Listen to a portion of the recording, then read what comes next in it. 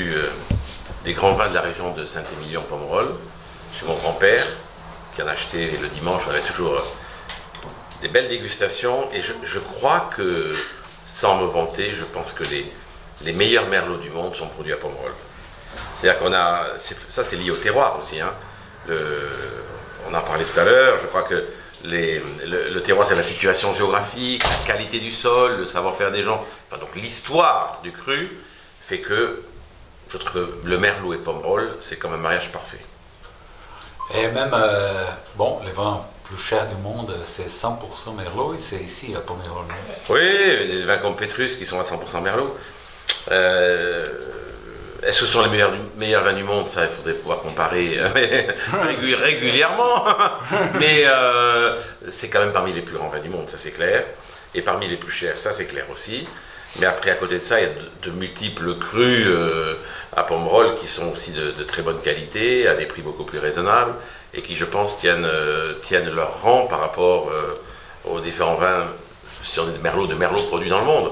Et je crois que Pomerol se caractérise, ce que j'aime bien dire, par cette finesse des tanins, ce velours des tanins qui donne toujours des vins avec des arômes de petits fruits très agréables, et surtout une douceur en bouche, mais avec aussi un beau volume. C'est inimitable. Hein. On dit toujours que Pomerol est le grand Bourgogne de Bordeaux, c'est une image, hein, mais on parle de ça par rapport à la finesse des tanins. Et donc cette finesse des tanins de Pomerol est quasiment inégalable. Et c'est impossible de suivre peut-être les tendances mondiales, non? Le terroir ne permet pas ça. Et ça, c'est une chose du nouveau monde, non? De suivre des tendances et tout ça. C'est plus lié à la tradition et la qualité que quelque d'autres choses, non? Ça, c'est un grand débat. Je dirais que quand on a la chance de produire sur des terroirs comme ça, avec un nom aussi prestigieux, on doit respecter une certaine éthique, une certaine tradition, mais dans le bon sens du terme. Pour moi, tradition n'est pas opposée à modernité.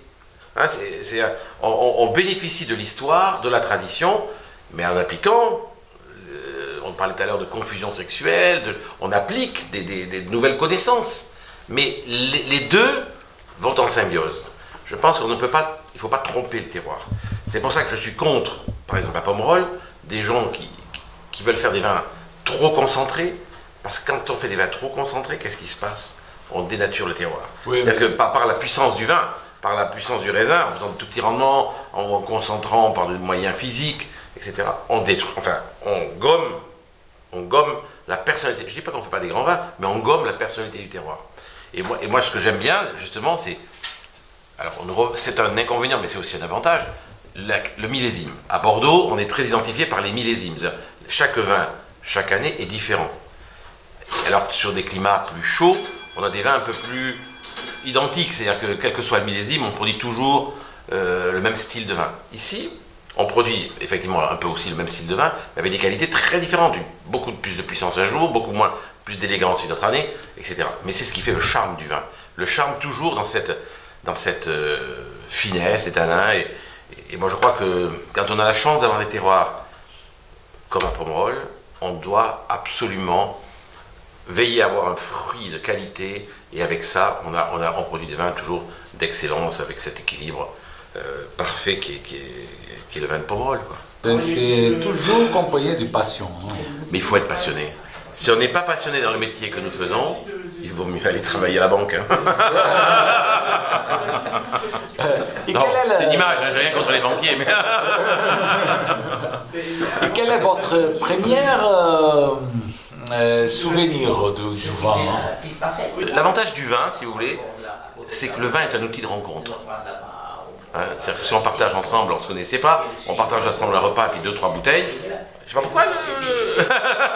Si on est passionné, la discussion, la communication va être agréable. Alors je crois que c'est ça l'avantage du vin. Chaque fois le vin permet des rencontres. Et ça c'est extraordinaire.